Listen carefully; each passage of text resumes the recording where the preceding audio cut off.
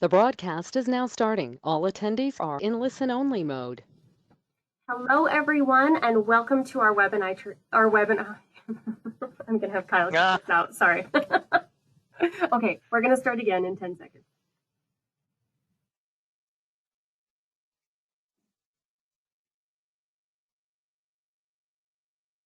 Hello, everyone, and welcome to our webinar today. Thank you for spending time with us and for the comments and questions you submitted at registration. If you have questions during the webinar, you can submit them in the Questions tab in the navigation panel. We'll get to those if we have time remaining. This webinar on trust in business winning will be recorded and posted on our website for future playback. I am Mallory Price, Marketing and Trading Coordinator here at Shipley. Joining me today is Kedron Dillard, Senior Vice President of Client Success at Shipley. Kedron brings a blend of experience and expertise to this presentation. She interfaces daily with employees, clients, and partners from various industries and markets who all depend on high levels of cooperation and trust. Brad Douglas is moderating this webinar. He is Executive Vice President of Global Strategy at Shipley. Brad and Javier Casanga from Costa Rica presented on this topic at the APMP Bid and Proposal Conference in Dallas, Texas a few months ago. Several requests for more insights into the topic came to us, so we're addressing it to a broader audience today. During the webinar, we will also play a short video titled, If We Could See Trust by Stephen M. R. Covey, author and founder of the consulting practice called Speed of Trust. So we'll get to our agenda for today. So first of all, I like this quote. Collaboration is the foundation of the standard of living we enjoy today. Trust is the glue. So this is kind of a theme that we're working with for today. And we are going to cover why trust matters in business winning, the behaviors that help establish that trust. Then we'll talk about key aspects of trust from our peers and how that plays into this. And then we'll get to some questions and answers and summarize all of this. So we have a few quotes that we would like to just read as we get started talking about trust. If you don't have trust inside your company, then you can't transfer it to your customers. The glue that holds all relationships together, including the relationship between the leader and the led, is trust, and trust is based on integrity. It takes 20 years to build a reputation and 5 minutes to ruin it. Who does not trust enough will not be trusted. When the trust account is high, communication is easy, instant, and effective. Whoever is careless with the trust in small matters cannot be trusted with important matters. So keep these things in mind, and without further ado, Brad, I will pass the microphone your way. Thank you, Mallory, and thank all of you and Kedron for joining and spending time today. I just, before we move on, I just want to comment on one of these quotes that Mallory read here, the Warren Buffett one. It takes 20 years to build a reputation and 5 years to ruin it. And I think if we all think in our business or practice or personal situations, isn't that true? You know, the sports analogy to this is we're only as good as our last at bat or our last free throw.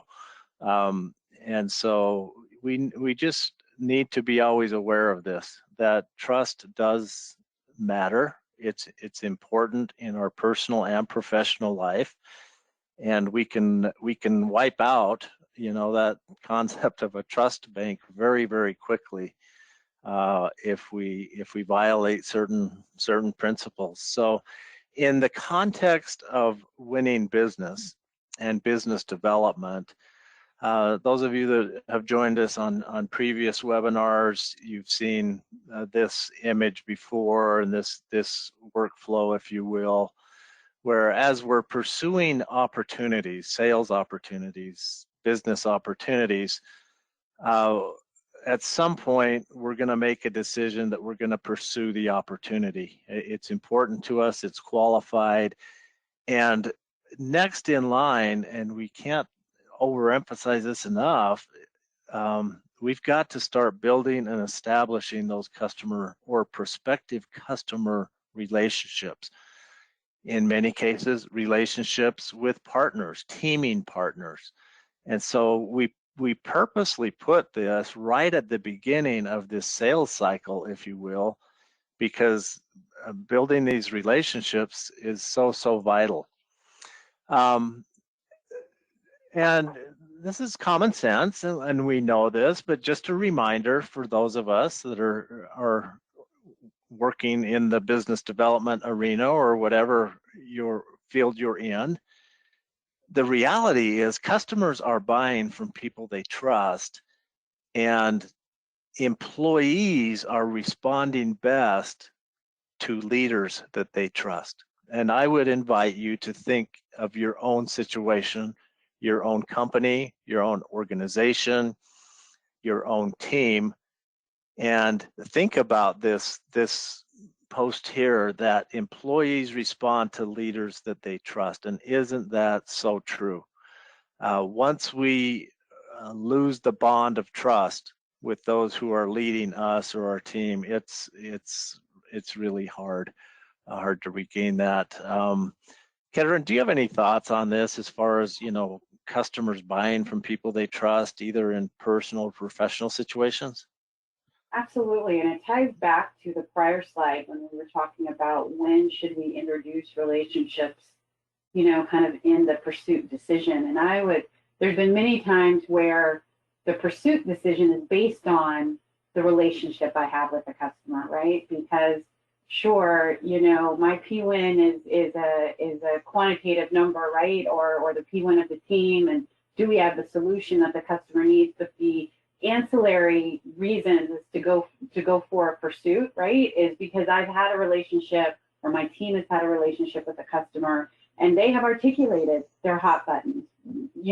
Some are in the requirements perhaps, and some aren't, right? They are articulating, why they're frustrated with the incumbent solution or the solution that they're using now. They're articulating, look, this is who you really need to get buy-in, Kedron. Like, that's really the decision maker, or that's really the person, the stakeholder internally. And that was all based on decisions. So when I see customers buy from people they trust, it's that trust that gets them to open up a little bit and explain exactly what's going on in that environment to help us partner with them better. Great. So important. Thank you. Thank you for that. So when Javier is one of our employees from Costa Rica. He's a senior proposal manager. He was at Bid and Proposal Conference in Dallas a few months ago with me, co-presented on this topic, as Mallory said. And we did a scenario. Yeah, we kind of had a pretty big ballroom of people, and some of you on this webinar may have been there. But what we did is we divided the room in half. Half of the room on my left side, we said, all right, you are the sales lead, the capture manager. You're in charge of a sales opportunity, a pursuit over here on the left. Over here on the right, you're the proposal team. You're the one responsible for managing, writing, compiling, putting together the proposal. And then I asked the question, I just said, okay, right side of the room, why don't you trust this left side of the room? Why don't you trust the sales team or the account team or the capture managers? And boy, there was no hesitation. They just fired off reasons why they don't trust the business development team. And I said, okay, well, hang on. Now, capture leads, sales leads, account leads over here on this side of the room, why don't you trust the proposal team? And they fired off reasons as why they don't trust them, because last time they were late with they didn't. Anyway, you can get the idea. So we're not going to go into that in this webinar, but it was fascinating to see how much mistrust that there can be in just internal organizational teams. It can be based on what's happened historically, or the commission structure, the compensation structure, the alignment of the management team. In fact, one of the questions, and I'm going to address this right now, that came in when someone registered, someone said, On behalf of one of my peers, what advice would you give a new proposal manager for building trust with an experienced response team? And that is such a good question. So I just want to address that just for a second, and say if we're new, if we're a new proposal manager in a pretty established team, the best thing we can do is to be open to learning and be proactive at asking to be mentored, to acknowledge, and we're going to go through some of these behaviors of trust, Kedron and I, and to acknowledge if we misstepped a little bit, but always be in the spirit of learning and being willing to absorb comment if you're new on the team. Here's the other piece of advice I would personally give: meet your deliverables right off the bat. It goes back to that quote Mallory read, we're only as good as our last deliverable. And so, boy, come ready to the team, ready to deliver whatever deliverable that is. If it's a draft section of a proposal, boy, be on point, be on schedule, be ready. If someone wants a content plan, an outline developed, a graphic, whatever that is, make those first early deliverables big wins for you. So thank you for that question. And sorry to deviate a little bit, but that's the advice I'd give to someone who's newer on a team. Okay, so why this mistrust? I painted this scenario in this ballroom, right, at bid and proposal conference. Yeah, there's this mistrust between also us as providers, vendors of services or products or research, whatever it is, and our customers, the people who are funding our work. So maybe this answers why. So we go to the car lot, right? And we say, I saw the most beautiful SUV in the window of the dealership. The salesperson came out and said, come on in. They're bigger than ever and they last a lifetime. Okay, that's good. I come on in, but only to find out that they were talking about the car payments, not the SUV. And so this kind of behavior, mistrust starts to creep in. And that simple type of behavior can creep into the workforce as well. Kedron, I'm going to tick through this list of what are some disruptors of trust, and then I'd ask you to comment on a few of these that maybe are your pet peeves or you've seen. So one is poorly communicated expectations.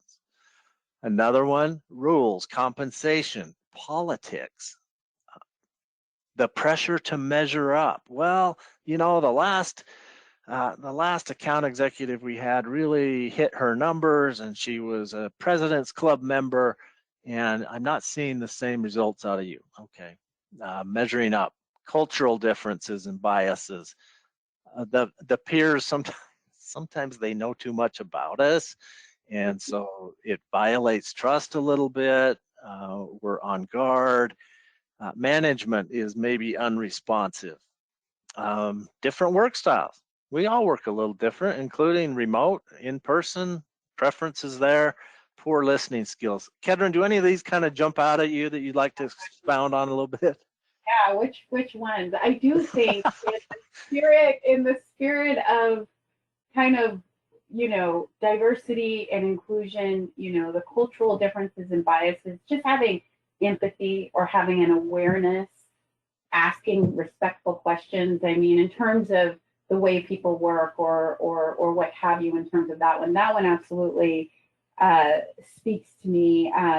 Management unresponsive. I mean, that could definitely boil into, the various hours people are working. Are people logging on early and taking maybe an extended lunch to care for kids or what have you, and maybe it's better to catch them towards the end of the day.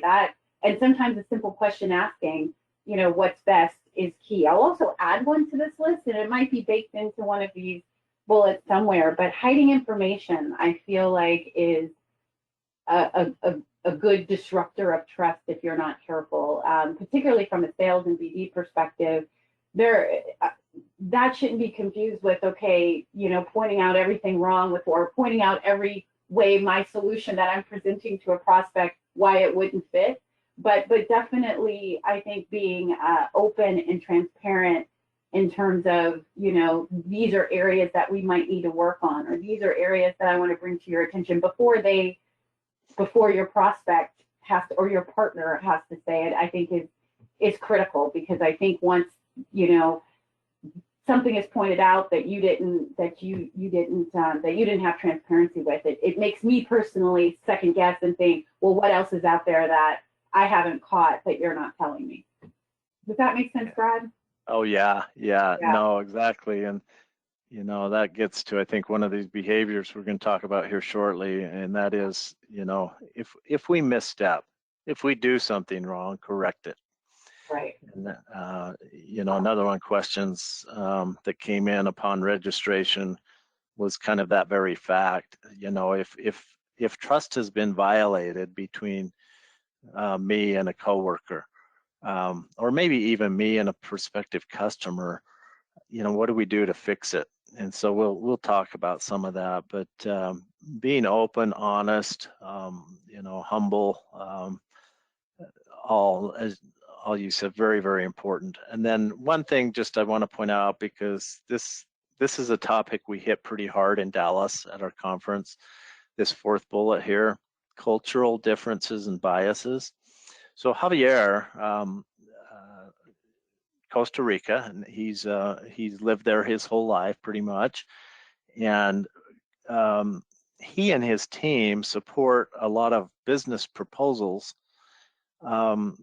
for the United States, the US, and even Europe.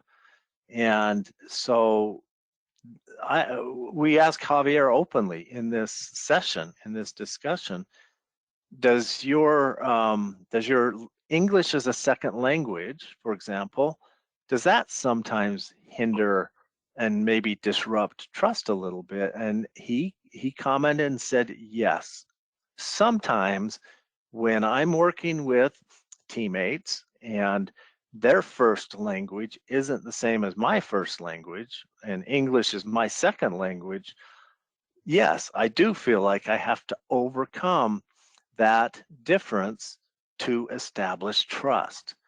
And so let me just say, we all need to get better probably at this. This gets to Kedron's point about culture and diversity and inclusion and everything. We've got to be very slow to judge and have biases based on someone's language or ethnic background or culture, and give everyone an equal chance to build that trust in the workforce. And I thought, I was kind of hoping Javier could join us today, but he's working on a pretty strategic high-level deal right now, so he couldn't. But let's all be aware of that. So just to kind of summarize this point of, if we want trust to be part of our work, then we have to be trustworthy ourselves. And we do that by engaging, by being proactive and being out there and understanding people, willing to ask questions, to really actively listen. Actively listen means clarifying back when we're listening and conversing and staying connected. So we're going to play about, this is only about maybe a little over 3 minutes, a video. This is Stephen M.R. Covey, who was a colleague of mine for a number of years. I consider Stephen M.R. a friend. He's author of some amazing management books. One is The Speed of Trust. And he's got a little video segment on what would trust look like. If we could see trust, we can kind of see the symptoms of it or the symptoms of mistrust. But if we could actually see trust in an organization or in our personal life, some ideas on what that would look like. So we'll pause here while you all watch the video, and then after the video, we'll reconvene and get started again on the rest of the webinar. So turn up your sound, and we'll hit the video right now.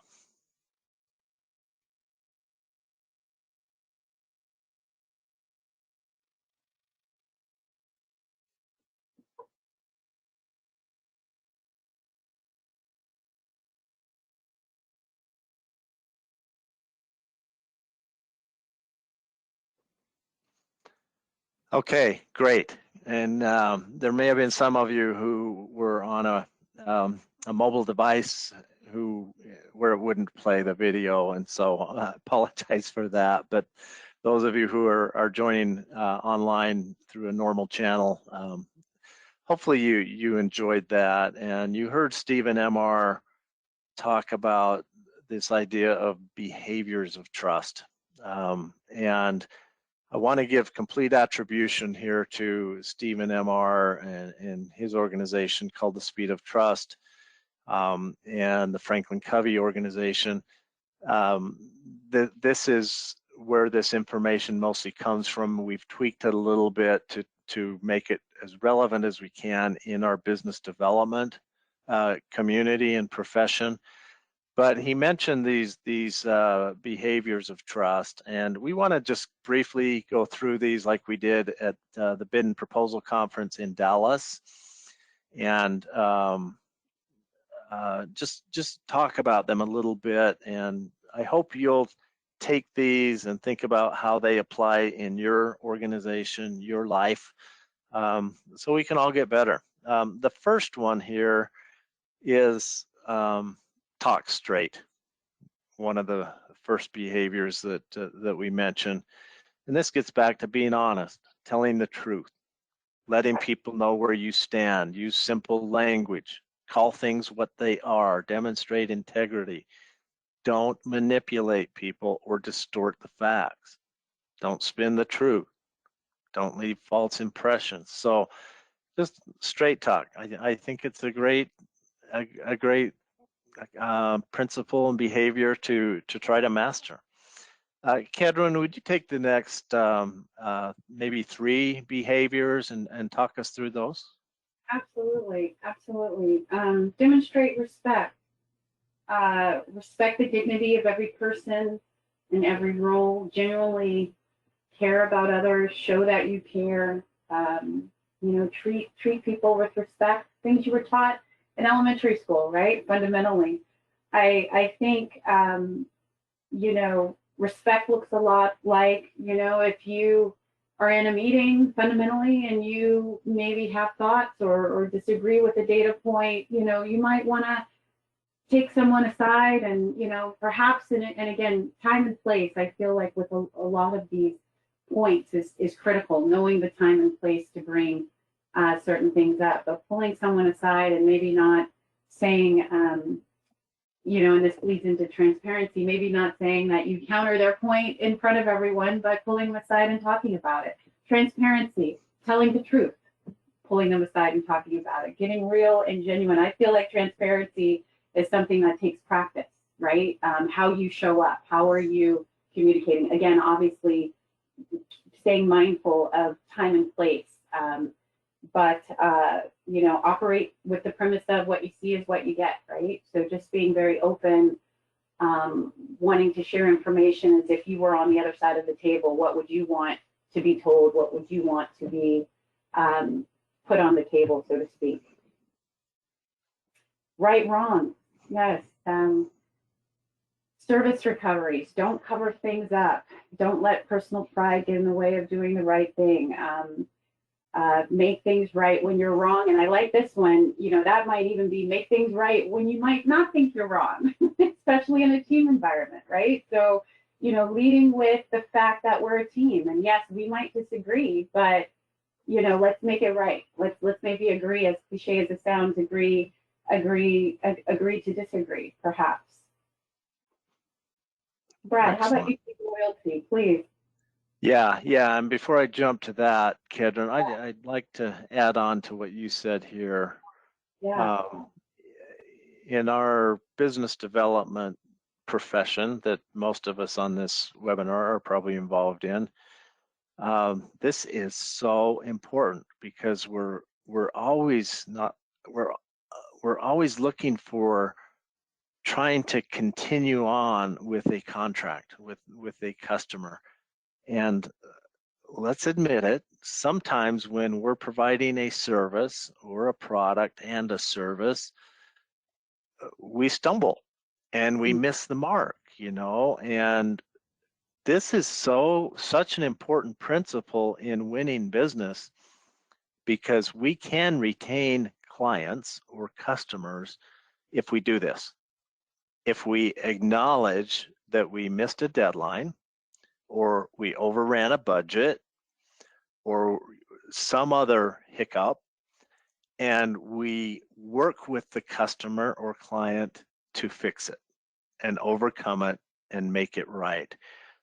This is how we win continuing work, incumbent work, if you will, is by validating and practicing this. So Brad, before yes, we move please. on, we did get a question. Great. So, and I think it goes along with this pretty well. How do you repair a relationship where all team members are not trusted? Yeah. Kedra, maybe you'll take a shot at it. I'll just make a comment, and then it gets very difficult, because if we don't address it, and Kedra, you hit it, you nailed it, at the right time and in private, if we don't handle it early and quick and in the right way, meaning one-on-one, it will snowball. It will spin out of control, and if it will become irreparable eventually, and it'll become kind of a cancer to the organization. So all I would say is do this early, quickly, and do what Kedron said. Kedron, any additional thoughts? Transparency. I think that summarizes exactly what you said. It's having kind of hard conversations, and sometimes those conversations aren't for, to do away with the disagreement, or to do away with, the fact that for some reason something went wrong to make the distrust surface, right? But to your point, Brad, it has to be nipped in the bud, and that takes a conversation. That takes okay, how are we moving on from this? What are we going to do? What are we not going to do? What are we not going to repeat to get us in the same position? But that's all that can be done. Yeah. Good. Thank you, Mallory, for bringing that up. Were there any other questions at this point that are related to this, or? Not related to this, no. Okay. All right. We'll save a little time at the end and address a few additional questions. Great. Loyalty.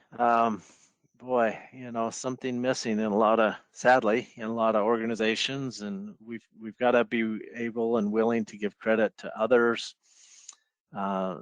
This is one of Stephen R. Covey, who has passed on, but Stephen Covey is the one that wrote the 7 Habits of Highly Effective People and so forth. And one of his principles was this concept of being loyal to the absent, and I love it. And I try to practice that. And what he meant by that is just what this says, don't badmouth others behind their back.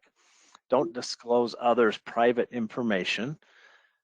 Don't speak about them when they're not there to represent themselves. And so this concept of being loyal to the absent has always kind of stuck with me, and it's hard.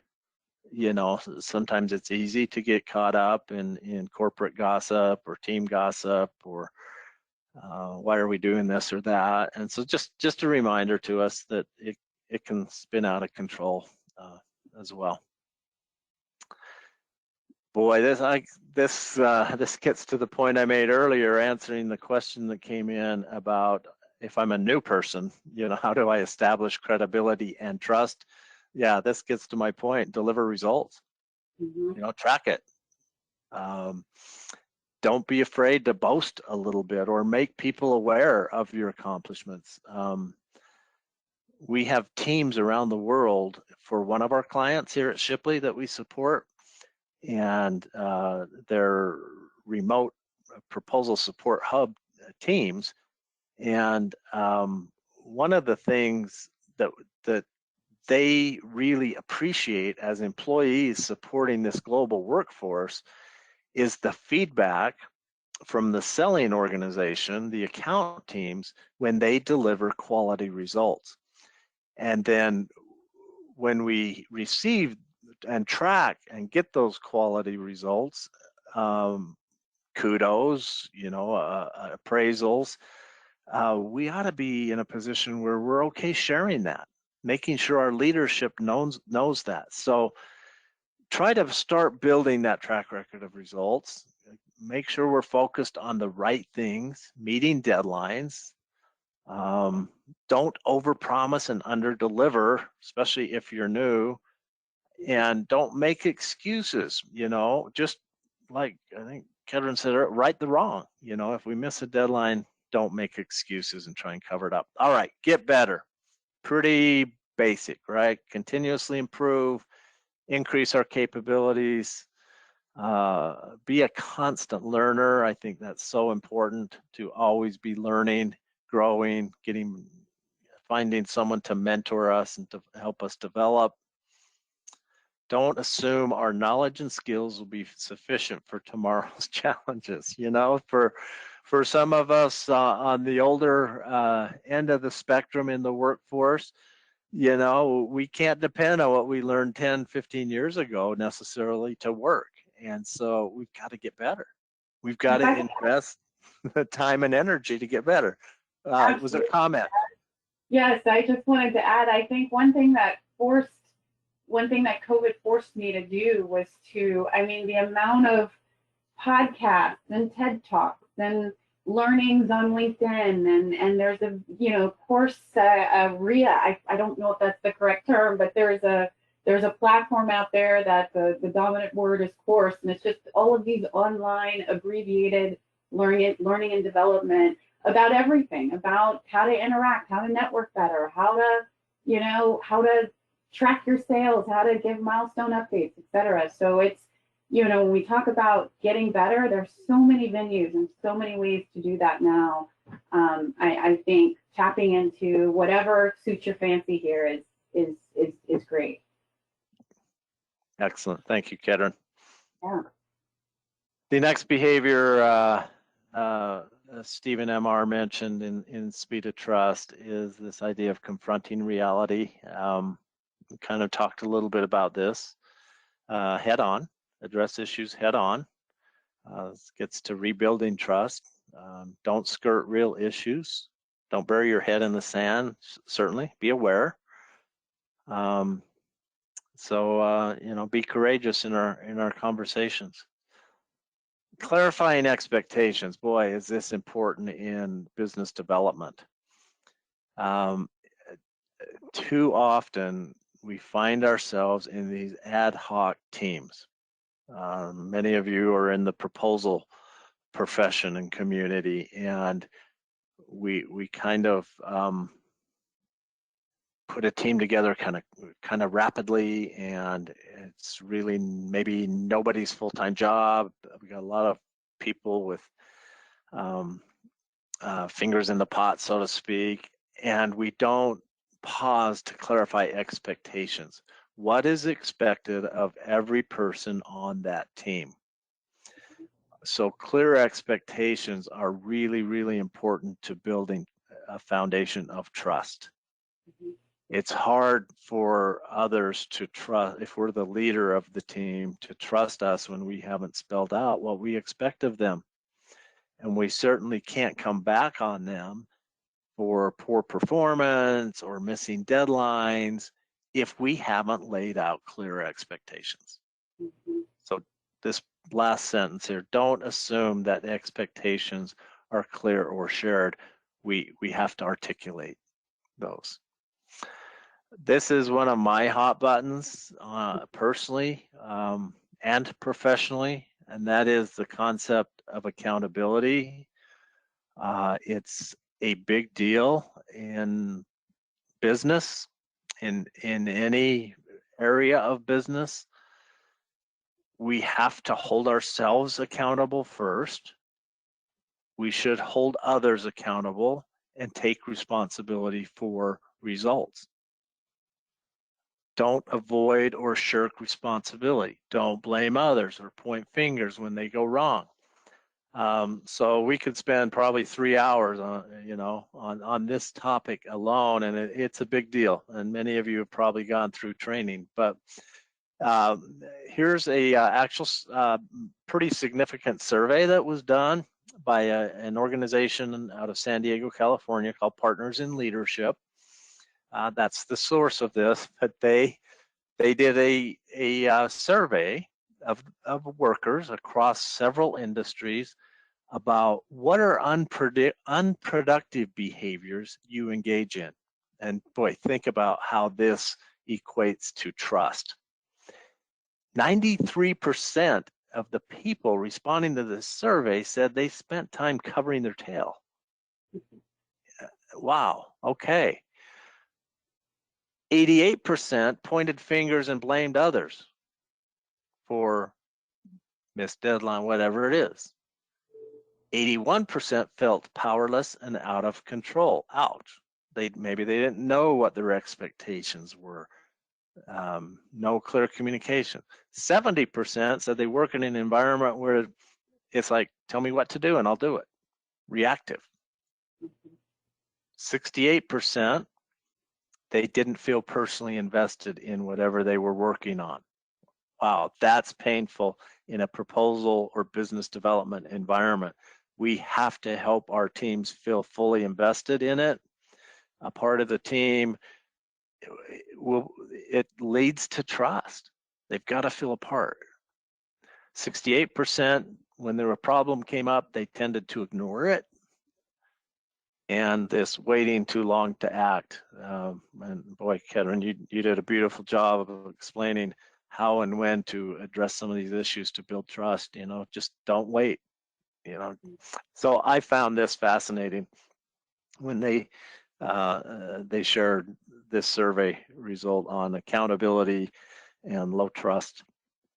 Okay, let's go through some more of these behaviors, and hopefully we'll make this available on our website. You can go back and replay it, or even print off the slide as needed. But listen first. This is so important to trust.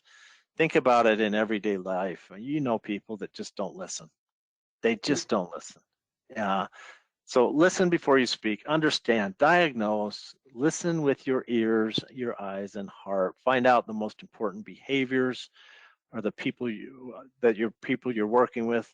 Don't assume you know what matters most to them. Don't presume you have all the answers or all the questions. So listening is such a vital skill when we're trying to establish trust, and keeping commitments we've kind of talked about. Say what you're going to do. Do what you say you're going to do. Make commitments carefully and keep them at all costs. I will say, over my career, sometimes I overcommit, and I find myself getting in trouble for that. I just have thought I had more bandwidth than I do, or whatever. But if we're going to make commitments, make sure we can keep those commitments. Don't break confidences. Don't attempt to PR your way out of a commitment that you've broken. Okay, good stuff. And then extending trust. Err on the side of trust. Stephen M.R. Covey, in that video, he did a great job. He mentioned the idea of this counterfeit behavior, and how people behave in a way that's kind of counterfeit, and how that just immediately violates trust. And so I thought that was really interesting when Stephen M.R. talked about that. He just talked about the importance of trust being part of our culture. Engagement and collaboration, he mentioned. And this was kind of interesting because he works with thousands of organizations at a leadership level, management level. When he said most issues are trust issues in organizations, I found that very, very interesting. And do we really talk about that and think about that in our leadership meetings? Trust. And then he made the comment, and it's so true. Work gets done through people. So if work gets done through people, we have to establish trust between one another. Kedron, anything else on this? I'm hanging on every word because you're so right. I mean, it's particularly within teams, this is the foundation that everything is based on, right? And particularly when you're dealing with partners. So there are a lot of instances that I'm thinking about right now here, but it's absolutely on point. Absolutely. Yeah. So Brad, before we move on, Yes. I think this is a good question to put in here. We have had, and Kedron, I'd like to pose this to you first, and Brad, I'd also like your thoughts about this personally. So we have a few questions about, how do we teach our junior staff, or how do we build trust with our junior staff so that they understand that we know what we're talking about. But I think this question really needs to swing both ways. How do we get senior staff members to trust junior staff members, and junior staff members to trust senior staff members? Gosh, I mean, I hate to keep repeating it, but I think it starts with transparency on both sides, right? Coaching junior staff, it's me practicing transparency with them, right? And instilling that and being open to them being transparent with me as it pertains to what their self-doubts are, or what their doubts are, and something that maybe I've done or what the organization is leading to. But I think transparency and kind of having hard conversations, again, whether it has to do with work or performance or company or where they want to be, or how they think I'm managing them, or team dynamics. I think it has to be open to those hard conversations. And really, I think one of the points that you mentioned, Brad, in terms of deliverables and being clear on deliverables, one thing I had a mentor tell me, even in my one-on-ones, is ask at the end kind of what I'm hearing you say. And I know that's very fundamental, right? But as a manager, if I'm telling a team of, okay, these are our next steps, I might go back to that manager as the employee and say, well, what I'm hearing you say for me is X, Y, Z. And sometimes it takes that clarity to just ensure that there's trust that I know what those next steps are, and that I know what's expected of me. Brad, what are your thoughts? Yeah, excellent. I'm kind of gonna take this a little different direction, Mallory. What I'm kind of reading between the lines in that question is that there may be a generational issue in the workforce in some teams or organizations, because we're talking about junior staff and more tenured staff. And boy, is that a big deal today. I mean, the up and coming workforce has a little different mindset, maybe career aspirations, expectations, than those that have been in the workforce for 20 plus years, let's just say. It is real. And I'm going to be really careful about what I say here, because it is a hot topic about these generational gaps in the workforce. It's been probably 7 or 8 years ago at an APMP bid and proposal conference, myself and another gentleman from a different company, we put together, some of you may have seen on TV the show Family Feud, where two families are feuding it out. They're having to guess responses to survey questions, kind of goofy survey questions. Well, we did a generational feud at this bid and proposal conference, where we had any workers under the age of, I think it was 28. We chose 6 or 7 of them to come up on stage. And then we had workers over 55 come up on stage, and we had a feud. And the feud questions, the survey questions, were about working environment and work culture and work styles and things. And it was hilarious, for one thing. but it was so enlightening because I think everyone in the whole room realized, wow, this is something we all need to work on. Yeah. We need to work on, be aware of. We can't judge the older generation because they grew up in a certain, culture of work with certain expectations and parameters. And the older generation can't be judging the younger generation. They're in a different place, working remote, maybe changing jobs more often than what me or some of my older peers did. And so, sorry, Mallory, I'm going way off on a tangent on that question, but to the point of how do we help the new workers integrate with the workers that are more tenured, understanding and not being critical and not holding bias is so important. That's what will build the trust. Talking about it, acknowledging it, meaning the differences. That's how we build trust. Ignoring these differences and brushing them under the carpet, it will destroy trust. It'll create suspicion. So sorry to elaborate, but that's my 2 bits on that one. Awesome. No, thank you both. I think it's a really important topic to discuss when we're discussing trust. So thank you. Yeah. So one last thing, Kedra, and then we'll kind of summarize here.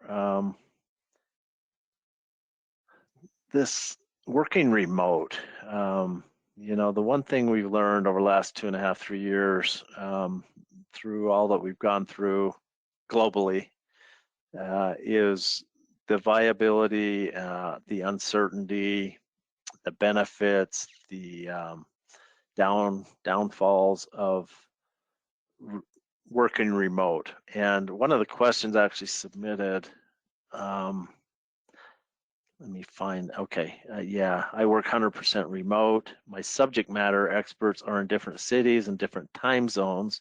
How can I build trust? And so just broadening that question a little bit, how do we build trust working with remote teams? That's probably a whole nother topic. I think it is, and it was interesting. I was thinking about it as you were answering Mallory's question, because in the pre-COVID days, I mean, particularly connecting with people that are of a different generation or just of a different cadence as it pertains to an approach to work.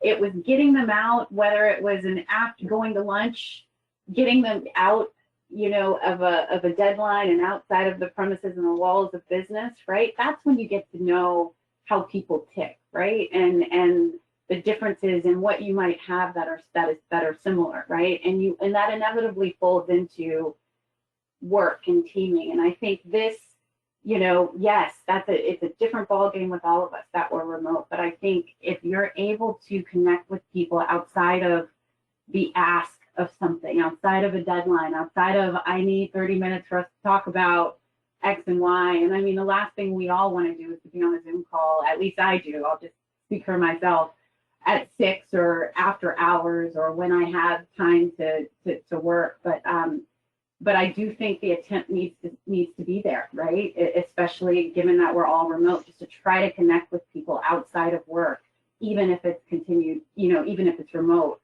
I think it's helpful. Excellent. Yeah. Yeah, and then we just the use of some of these technology tools are pretty fascinating. I mean, you can almost, not quite, but you can almost feel like you're in a room with someone if you'll leverage the technology and take advantage of it. Mm-hmm. So good questions. We just want to kind of summarize by saying we, in my preparation for my presentation back in May at APMP's conference, I reached out globally to practitioners in sales, marketing, business development, proposal management, and sought input and topics and ideas from them.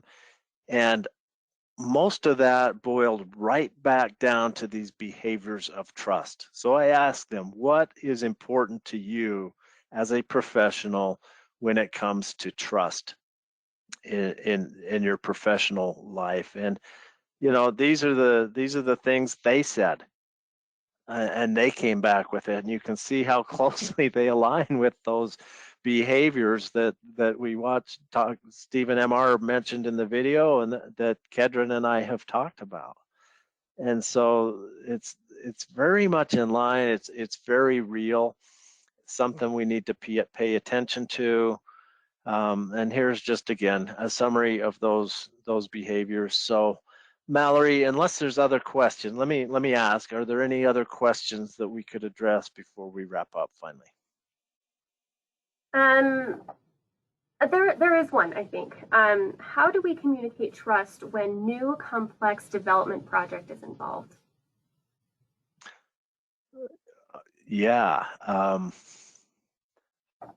going to kind of interpret that as best I understand it, but this gets to how do we build trust between maybe the technical and non-technical, or some a complex project where a solution maybe is being developed over time, and the business development organization is being expected to go market that, position that, sell that. This is, I'm going to just default and say this is a leadership issue. Leadership, management, they have to bridge the gap between the innovation and solution team and product teams and the rest of the company. We should not be developing, unless there's reason to, developing solutions, complex things in a vacuum.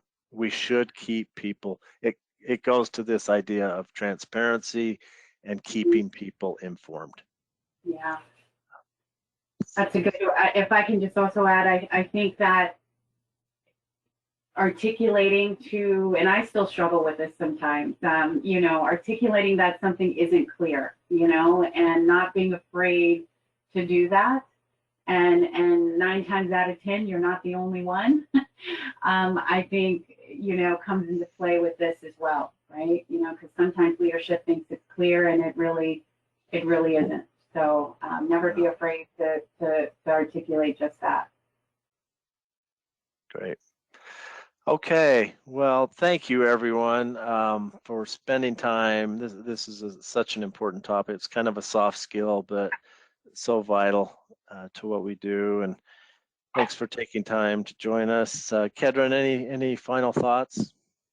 No, I appreciate you having me. If anything, this teaches me that you never really achieve the skill of trust. I think it's just always something we're all working on, right? And that's the key. So thanks for having me. Yeah, you bet. Thank you. And Mallory, any final thoughts?